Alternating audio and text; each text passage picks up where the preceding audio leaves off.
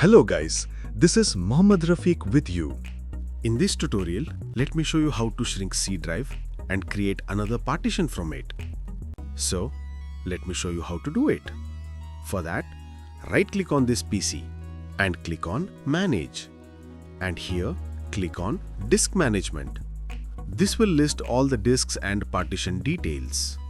Here, for shrinking C drive, just right-click on the C drive. Then, click Shrink Volume. Here, enter the amount of space to shrink in MB. Then, click on Shrink. Now we can see that the unallocated space is created from C drive. For creating new partition, right-click on the unallocated space. Click on New Simple Volume. Click on Next. Here, you can assign the drive letter from scroll down. Click on Finish to create the volume. Now, you can see that new drive D is created. That's it.